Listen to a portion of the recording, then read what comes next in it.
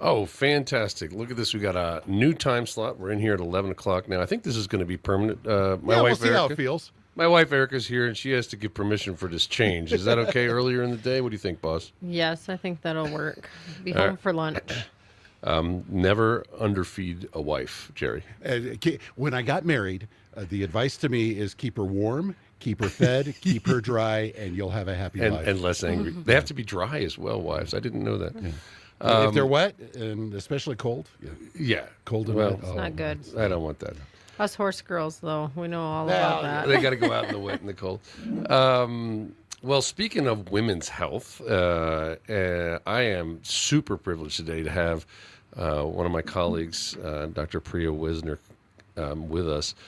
I really want to hear about your whole life and your career because you kind of fit into this recent trend of people who've come on the show who are self-made people. They kind of started and didn't know at 5 years old they were going to be a neurosurgeon or a robotic surgeon and found their way and, fought against a bunch of different odds and things. And I just love that story. That's my story, and I believe in it. I tell people I'm a blue-collar neurosurgeon, and they don't know what that means, but that's what that means. So welcome.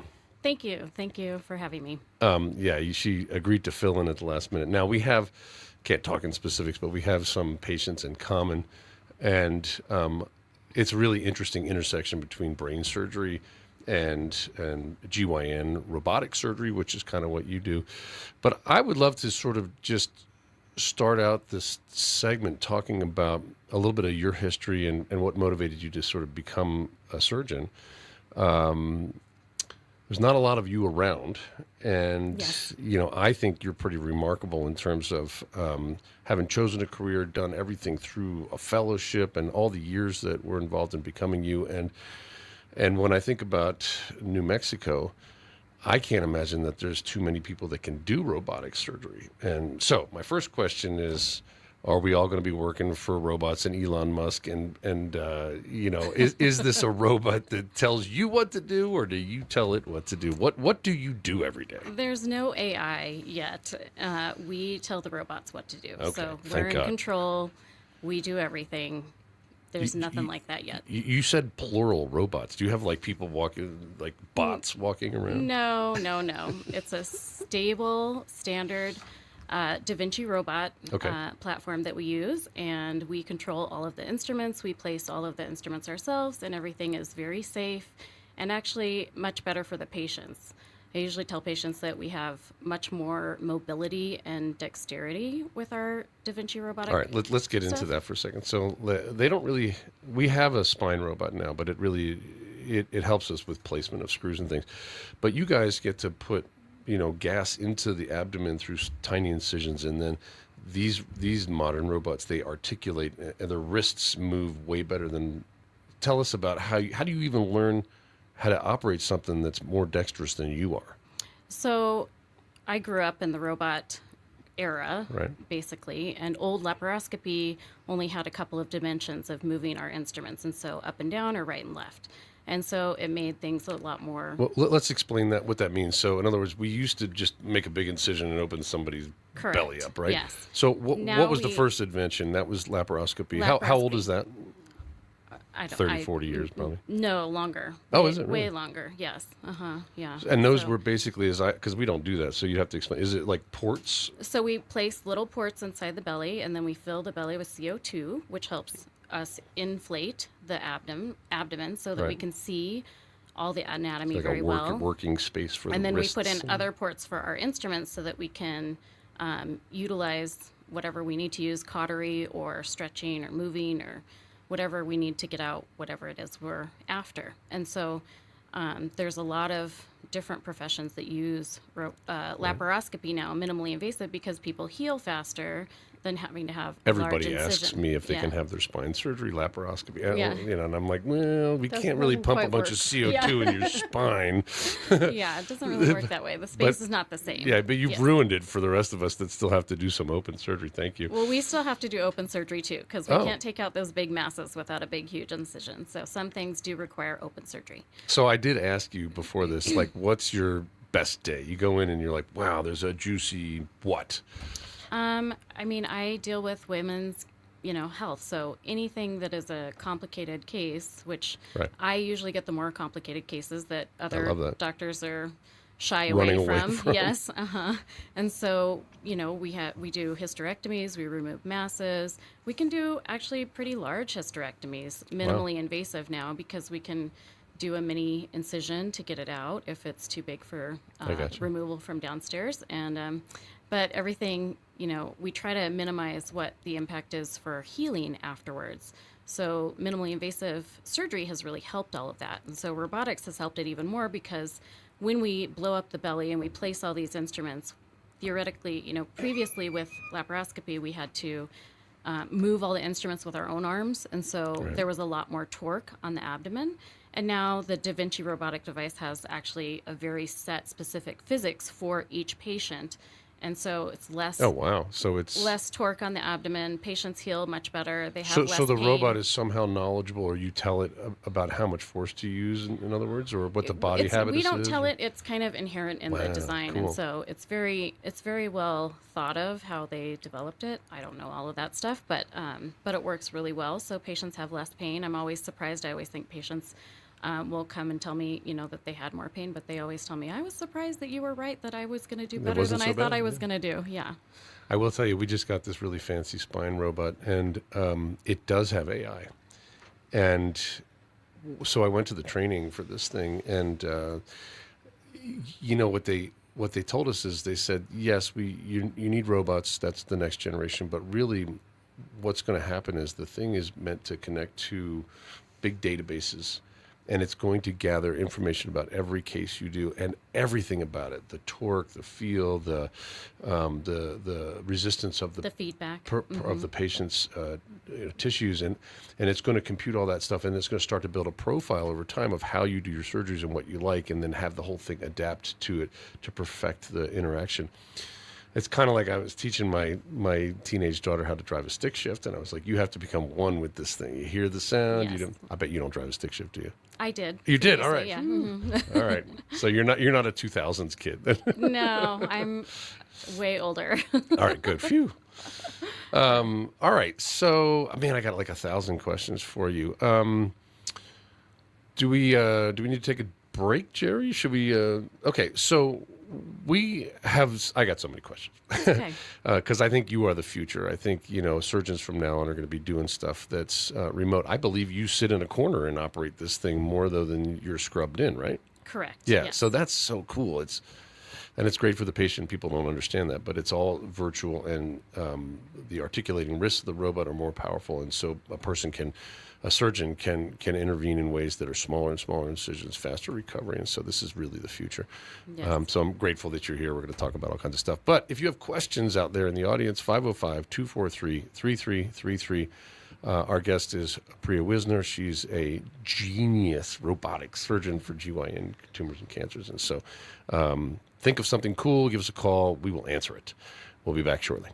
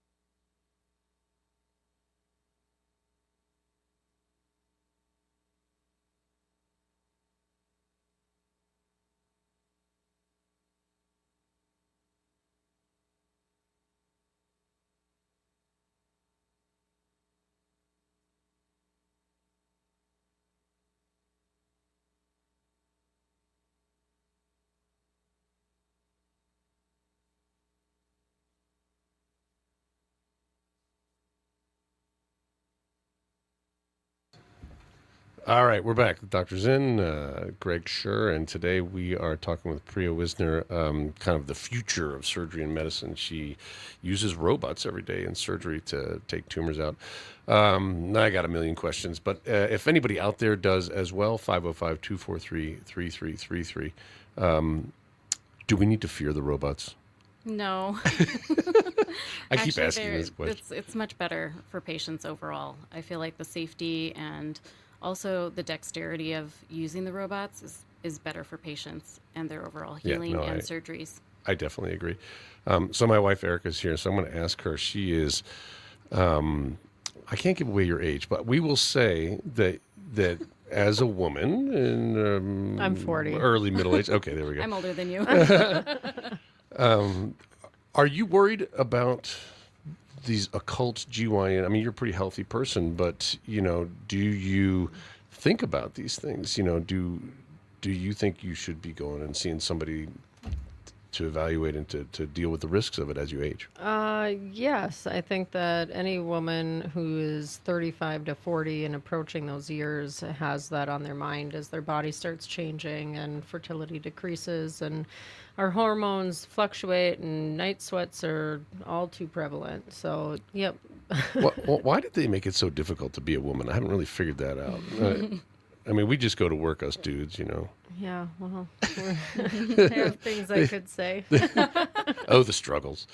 Along those lines, how does somebody avoid ending up in your office, Dr. Wisner? I mean, I think you probably see the sickest of the sick that have they ignored it? Have they missed the signs?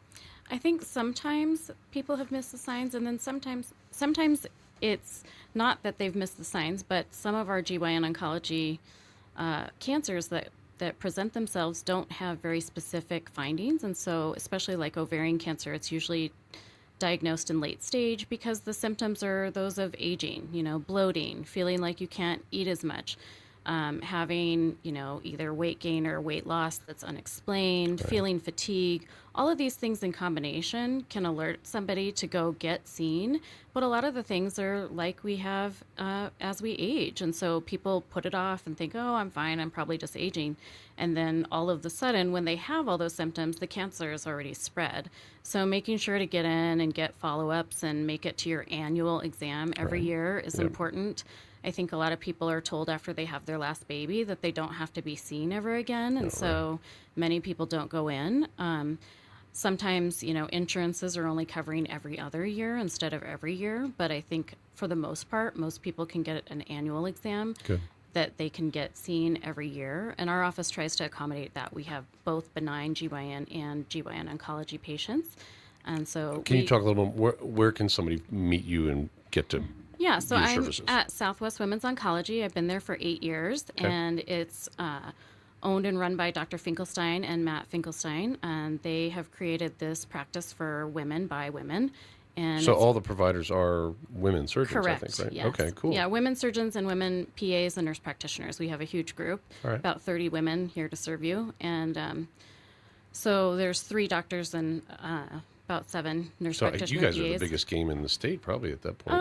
We're around there. Yeah, there's only about 4 of us, 4 groups in the state, I think. Wow, so okay. It's a pretty rare profession anyway. There's only about 1,000 to 1,500 of us in the U.S. Wow, that's less than for me, you guys yeah. are like 4,000, I think, or No, 3,500 maybe. Yeah, it's dropped. It's probably Yeah. about 3,200 now. Yeah. So. Well, I know COVID shifted the whole world Right. of what we have left. So. Wow, that is interesting. So, my one question is, like, when we talk about occult brain tumors, for example, and we tell people, if you start to have headaches that are unrelenting and or you start to have some weakness in the face or something, there are things that are a little farther out of normal, and you should probably find somebody and look at it. And yeah, I'm amazed at how many people just ignore even those kinds of signs of stroke, for example. They go home, they're like, I'm sure it'll pass. Is there one thing like lower quadrant pain somewhere that, is one of those things that people should pay extra attention to? I think lower quadrant pain is very vague. And so that's not Especially always for the case. women. Especially for women. It always Yes, hurts there. Exactly. Well, yeah, here and there. And then always, it doesn't always give pain. Cancer doesn't always cause pain. But in the postmenopausal patient, like a lady that's, past, the average age is 51-ish. Some people make it all the way to 60 or something Yeah, without that's having crazy. menopause, but it just depends on your genetics. But postmenopausal bleeding should always be checked out. Oh, really? It should Okay. never be let go and just assume that it's normal. It should always be So evaluated. if you're not having the periods and all of a sudden you do, something's wrong. Periods or spotting, brown discharge, something that is not normal for you, you should be seen and have somebody check it out and evaluate you to make sure. It's always better to be safe than sorry and not miss pre-cancer that can be treated and prevent cancer versus a cancer as well. And so the person they should probably start up with is if they're a primary care doctor or, If their primary care anybody. doctor does a pelvic exam, then they can see their primary, but they can also see a benign GYN. Or, if they have more suspicion or anything like that, if they have acute episodes that lead into the ER evaluation, they need Then to they be get seen found after there, that yeah. and not just say, oh, I was seen in the ER, I don't need to be seen again. They need to follow up with a GYN And so or GYN oncologist. do patients need a referral to come to your practice, or they can just pick up the phone and call your front desk and try to make an appointment? So really, it depends on their insurance. Some Okay. insurances require referrals, Oh, right. but usually if they call us, we're happy to help expedite whatever it is to help get them in. If they are somebody that needs a referral, we can help expedite that. Great. But usually we can just get people in. Okay, so I want to go back to your story, which is, I just love it because it's sort of like my story. You grew up in Oregon I did. I was born in India. because you don't look like you're from Oregon. No. No, but I probably sound like it. Yes, you got that. Do you like craft beer? And I should. I should. but so you were born in India. How did you end up in Oregon? I was adopted when I was 4.5 months old, so I was Wow. just a little tiny baby, and then I was adopted to my parents in Oregon. Were they doctors? They were not. Okay. Actually, nobody in my family was a doctor. You at found that your time. way. That's what a part I love. You found your Yeah. way on your own. Okay. Yeah. So you came over, and I guess you weren't speaking anything. You learned English because I you were learned 4 months old. Exactly. Yep. But so tell me about that. So you grew up, and how did you get introduced to the idea of becoming a surgeon? It's such a rare thing. Well, believe it or not, at 5 years old, I did want to be a neurosurgeon. That's what my cousin Oh, says. God, what I don't happened to even, you? I don't know why, or even I probably didn't even know what that meant, but I guess I said that. And then I started shadowing doctors when I was 16. Wow. I shadowed an OBGYN. I shadowed a general surgeon. I actually got to do my first surgery at 17. This Good is back Lord. in the day.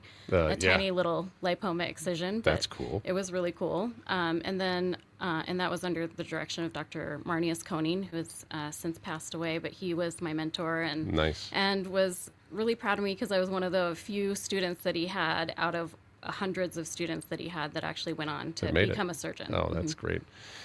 So he mentored you. He was a GYN surgeon? No, he was a general surgeon. General surgeon, okay. Bariatric surgeon and general surgeon. And how did you know you wanted to end up doing robotic GYN surgery, which is... Well, so I always wanted to do female medicine, and I followed GYNs and general surgeons, and the kind of best of both worlds was GYN oncology, where you Yeah. get to do both, Very technical, complex yeah. bowel surgeries, and then also do GYN surgeries, and kind of both the general surgeons and the GYN surgeons respected the GYN oncologist, and it's also one of the only, professions in the country where we do surgery and we do chemotherapy. So Oh, we do you? also Yeah, give that's our right. own chemotherapies. That's cool.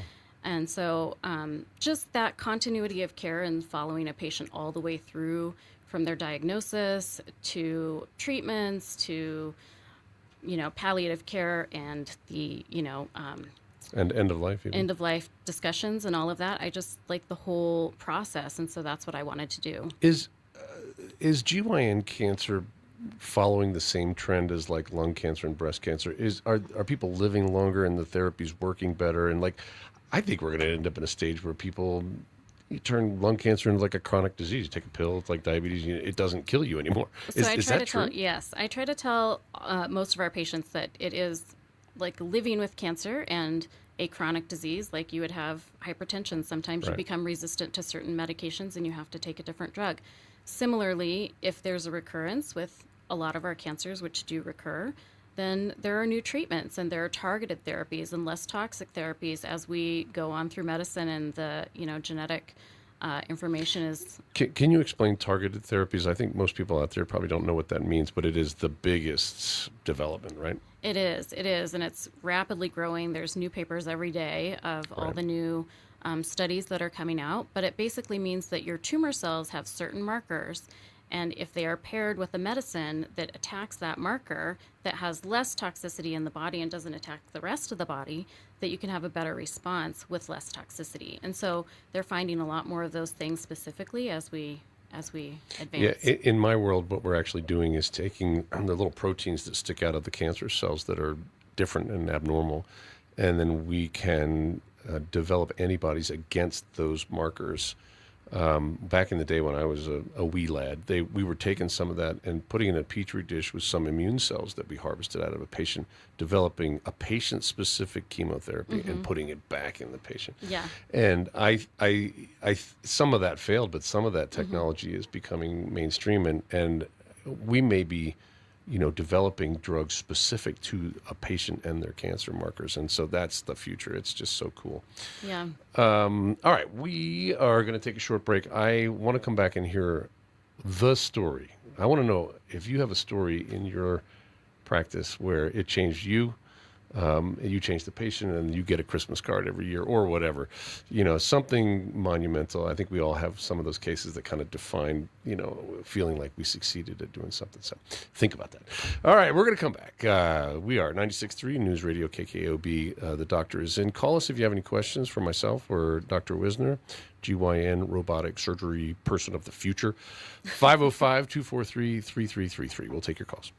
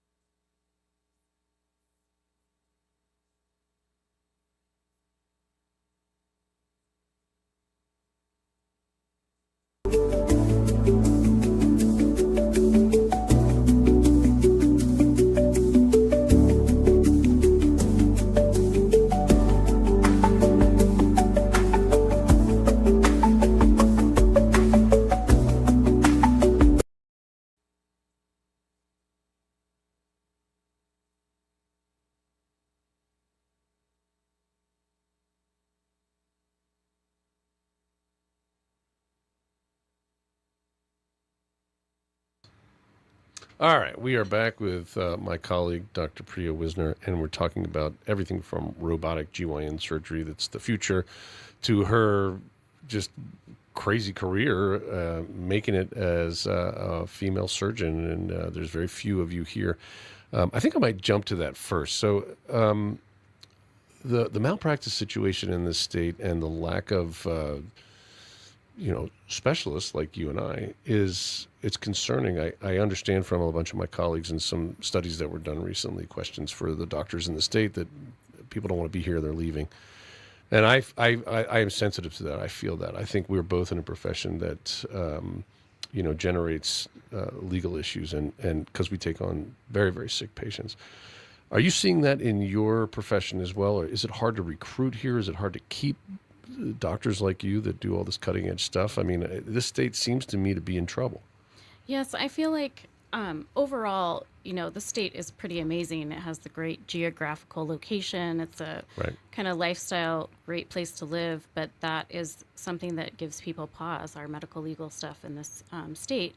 And we're always actively recruiting. We want to grow wow. and Okay. and expand. You got more business than you know what to do with. We do, and we cover 7 hospitals that we do surgery at Oh, wow. and 2 surgery centers. So we go a lot of places because the insurances are so diverse. So we need to help Yeah. all patients have access, and so we want to grow people. Can you tell us what 7 those are? The Presbyterian system, Right. the Loveless Loveless system, also, and okay. Christus. Okay, wow. So yeah. you're just in your car all the time. Yeah, no, but it's all scheduled very well. But I hope they pay for your gas. No, it's all good. We work hard. We care for a lot of people, so it's rewarding. I'm lucky that I love what I do, so it doesn't always feel like work. I just worry that if we don't figure out some reform for this medical malpractice issue that's going on, it's in the government now in Santa Fe. It's being debated. I think people out there need to understand that it will be very difficult to continue to do the kind of surgery that you and I do in the state. Before I came, a lot of this stuff was sent out to Colorado and Arizona and Texas, and I'm sure that's the case with you, right?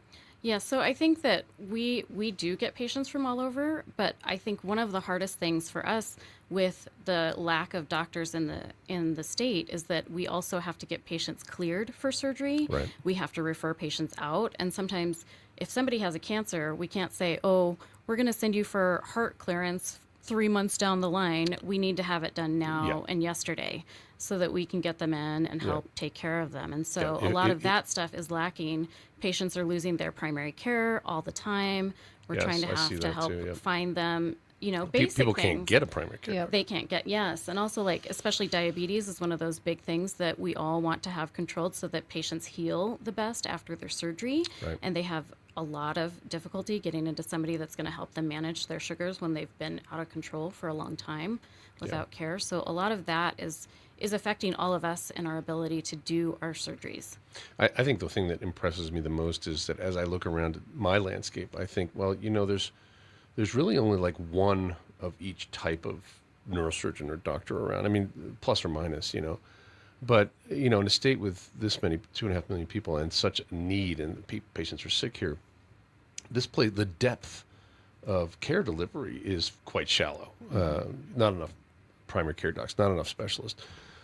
So if we're going to have a robust system, like you say, that can handle working the patients up for surgery and then handling them afterwards, we need medical providers, we need surgeons, we need nurse practitioners, we need so much more depth, and people are not wanting to stay; they're driven away. So fix the medical malpractice problem in the state. It will make people want to take care of you. Our listeners should take a stake in this, I think. All right, enough of my soapbox. So my question is, I got a couple of these cases in mind in my own career, but I don't know exactly how you define success. But have you had a case? You helped somebody, you did something that they said you couldn't be done, and then it defined your career. It hasn't made you feel successful. Well, I think that for me, I have quite a few of those because what I feel like is success with our patients is getting them through whatever it is, the challenge that they have to get through, and helping them feel empowered that they are getting the right treatment, that they feel good about their treatment, and that they know that what they need to do is what we are doing. and that we are providing the, latest and greatest, clinical based medicine. And then also having them accept whatever it is. So I had a patient who I thought that she might not tolerate her chemotherapy. She had endometrial or uterine cancer. That's a tough deal. And she also had cerebral palsy. Oh, wow. And so I spoke to her frankly and I said, I don't know if you're going to do well with this or not. Right. And I think it's worth a try. And until we try, we don't know how you're going to do. Yep. And actually, she did better than a lot of my patients. So it was quite impressive. Kind of an experienced patient that, had fought through a lot of different stuff, maybe. Yeah. Well, and she's fought through a lot of stuff her whole life because of her disability. And she has overcome a lot from that. She was a poet. Cool. Just a really insightful, beautiful human. And she had recurrence after recurrence and lived about 6 years with her really advanced stage that she was diagnosed at, but, pursued treatment and persevered throughout her existence. But also at the end, she felt like she fought the good fight and she was proud of what she had done. And I'm still in touch with her family. And that's so cool. It is a really heartwarming story. And just helping people feel good about what they're having done to them and understanding what they're doing by educating them, I think gives them more say and more pride in what they're going through, that they're surviving that too. I would say part of that story is you could have success with a patient that other people might give up on. I think that's true. I think that can happen. And definitely people come to us fearful because they've watched TV and they've seen like horrible things of chemotherapy and this and that. And then when we explain it to them and we talk to them, they're like, oh, wow, I never thought I would be able to go through this. And now I'm in remission and I'm getting to live my life again. I have one patient that tells me thank you all the time that says, I wouldn't be able to be living my life and doing the things I'm doing and affecting people differently if I didn't get cancer and meet you. So that's really amazing. Makes me feel just so lucky that I get to be a part of their journey. I had someone reach out to me on social media a couple of days ago that was a patient of mine that I hadn't talked to in 3 or 4 years. And so I do this trigeminal nerve surgery. So it's an incision behind the ear, and we go. It's very exotic and very satisfying, but it's a bit hairy. So we're kind of down alongside the brainstem, and there's a nerve there that controls the sensation in your face. And sometimes an artery gets wrapped around it, and it causes terrible shooting pain. It's called tic douloureux, and it's so bad that patients sometimes throw themselves off a bridge. It's we studied it in med school, and it's terrible. So somebody smarter than me figured out there's a way to actually go in there with microsurgery, and we do it under a powerful microscope, and we see the brainstem and see this artery wrapped around the nerve that controls the face. And so the object is to pull the artery off of the nerve. Then oftentimes you can see there's an indentation where the artery's been banging into the nerve every heartbeat, and we put a little sponge essentially in between the two, and it relieves the pressure. The patient can wake up without that terrible pain down their face. And she told me in this text that she'd been thinking about me for several years and then wanted to send this message because she's been able to go back to work and re-engage with her family, and she had been considering suicide. And it's amazing how, and I didn't, off the top, I didn't remember. I had to go look it up, and it was true. She was at the last stages of just not being able to survive. And so sometimes you take these cases on, and it made my day. I was having a rough day, and my wife was yelling at me, and then I had this great story happen. So I think we're both fortunate that sometimes we get to pull people back. It's probably the most satisfying part of what we do. There's a lot of trouble and difficulty in what we do. I'm sure you would agree, especially all the notes you have to write. But all right, we are. We're going to take a break shortly, but I think I'd love to hear about your origin story. Did you know that you were adopted? When did they tell you this? Yeah, so I grew up in all white towns. So in it was Oregon, obvious. So it was obvious. And luckily, all the kids, knew that from the very beginning, right? So I wasn't different at that time. So you have a couple of siblings then? I have 2 other siblings that are also from India. Well, cool. Yeah, because my parents worked with the adoption agency, I and see. then Okay. we went back to India and actually helped women build a women's center there, and You've healthy done that adoption recently? agency. No, this was when I was a kid. Oh, And cool. so we went back. And then when I was 16 and 18, I got to go back and stay with the people of the adoption agency and bring babies back to be adopted as well. Oh, that's neat.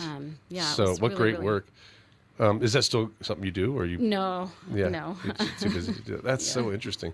I think it got really hard to adopt kids from India for a It while, did. right? After 9/11, everything Is changed. that what it was? Yeah. And do you have any idea who your birth parents are, or is it not revealed, or what? Well, there's a name on my birth certificate, but I don't think they actually have those. Those records may have been falsified, and they don't I have see. records back that far. I went back to one of the places that was a birthing home, and they said they don't have those. Interesting. So yeah, Does it matter? it doesn't matter for me. My family is amazing. They're solid. They're solid, and actually, my parents divorced, and then they remarried, so I have 4 parents. So Okay. it's really lucky that I Right. have 4 loving That happens. people. It does happen, and so I gained extra siblings, and I have 4 siblings as well, and That's cool. nieces Does and anybody else? nephew. Nobody went into healthcare? Just you? Just me. Yeah. Wow, that's My so cool. cousin did. She's a family practice physician in Hawaii, actually. Oh, we should all visit her then. Yeah, I know. All right, Jerry, set up the trip. Get the plane, the KKOB plane. We're going to Hawaii to interview your cousin. We're going to got take a a break. balloon. We're here with Preya Wisner, and she's a robotic GYN surgeon of the future. I keep saying that. 96.3 News Radio KKOB. Give us a call if you have any questions. 505-243-3333.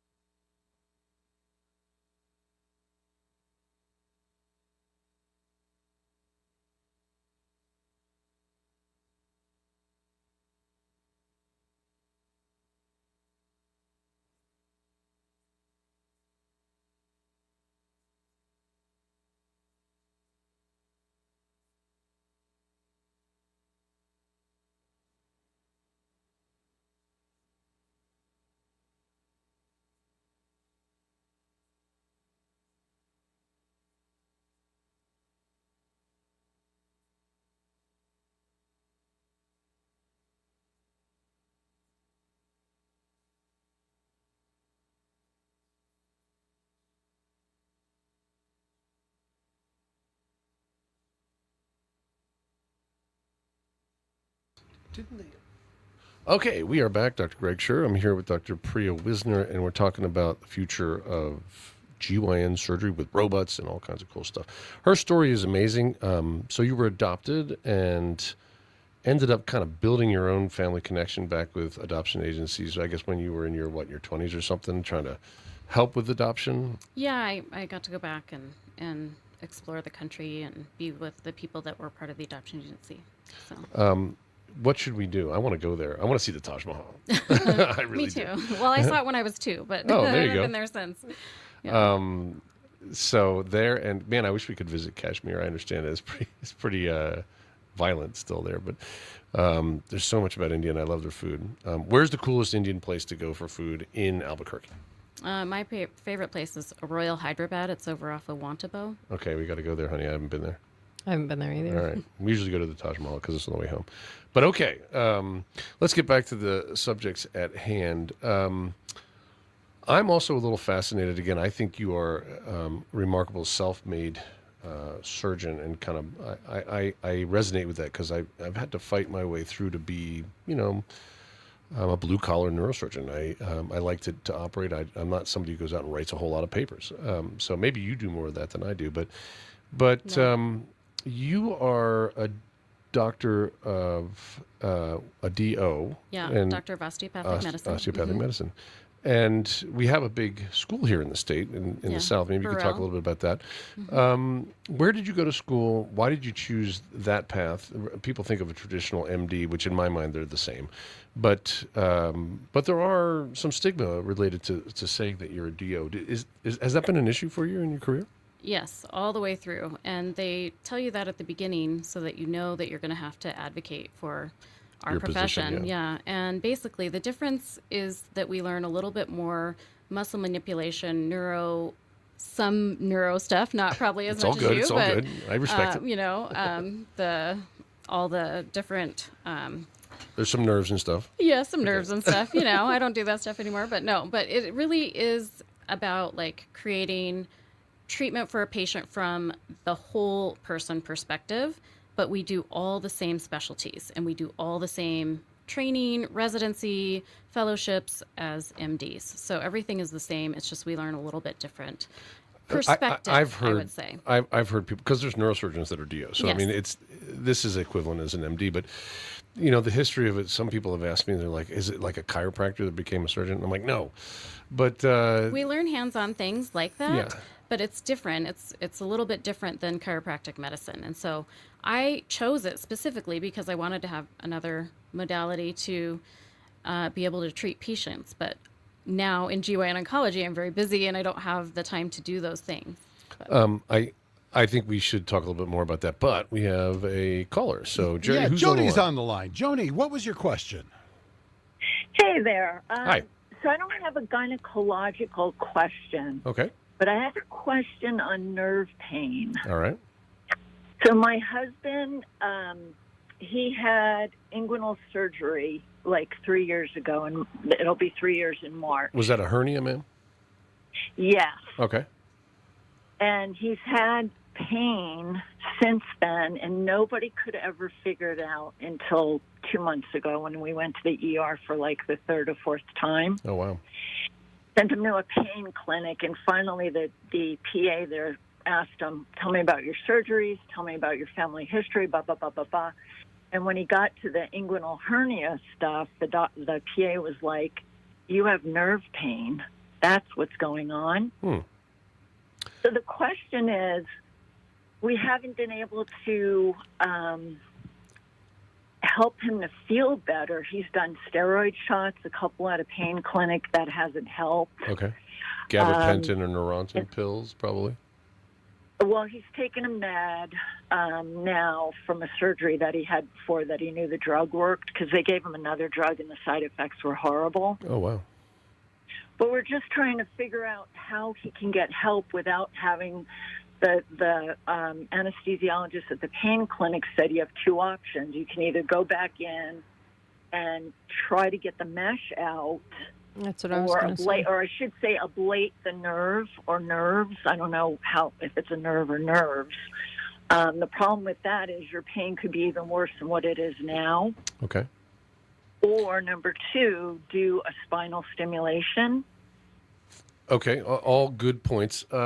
So tell me just a little bit more. Is his pain sort of where the surgery site was, or is it shooting down his leg? No, it's like in the inguinal area on the right side. Is it the right side or the left side? I think it's the left side of his body. But the left side of the whole body, or just where the surgery site was? No, pretty much where the surgery site was. Okay. And then all he right. gets real nauseous. Because the pain comes and goes. It kind of, well, it's more, it hangs around and it gets more intense and then it gets less. Like, it seems like it gets more intense in the evening. Okay. All right. Stay on the line. We're going to talk about it now. And then I think I'm going to defer to you a little bit because you operate in that area, Dr. Wisner. So, and I think Erica was saying sometimes the mesh can call you, when you've been in surgery, you've had to take them out, Erica? Yeah, we've had to take mesh out because it can, for some people, form adhesions that And can irritate. be pretty painful and irritate. Is post-op pain a common problem like this? It can be. It just depends on the patient and their anatomy. It's And very specific. but So inguinal hernia should be fairly straightforward surgery, right? I mean, I don't know. I'm not a general surgeon, but yeah. No. Well, yeah, I think it's I've right seen a bunch next of to them, where and you they operate. look pretty straightforward. Straightforward. But Okay. there are a lot of nerves that go in that area. So we have, when we do pelvic surgery, people can have weird pain syndromes, and very rarely do we have to go back for some type of adhesion release, but sometimes it can happen that we do that. If you were to give someone like her husband sort of general advice, would it be wise to go back and see either the surgeon or another surgeon now just to see if that's the best next option? I would look for a surgeon that does like nerve impingement surgeries Oh, okay. because they sometimes have different modalities to affect it. And interestingly enough, this is probably not a robotic surgery Not usually. that he Well, would the need. inguinal surgeries can be. Mhm. Okay. Well, I want to answer her question because, from my perspective, the dorsal column stimulator technology is amazing, and so I'm okay. What I'm thinking we should do is probably pursue both options, ma'am. I would see, and maybe I can help you do this. We can find somebody who does kind of repair inguinal surgery or removal of the mesh. It's not crazy to think about talking to a surgeon. And then number two, dorsal column stimulator is something that I put in, and it's essentially, when I first started out, it was like a Duracell battery and a couple wires. But now, this is a very sophisticated thing about the size of a pacemaker. Goes under the skin, and the wires go up along the pain fibers leading to your brain, and it turns off the pain. It basically just interferes with it. So we'll try to touch base with you. Don't be afraid of something called a dorsal column stimulator if your doctor recommends it. We are with Preya Wisner, robotic surgeon of the future. So grateful you were able to be here. And that's KKOB News Radio. And you're with the Doctors In. Thanks for listening. Thank you.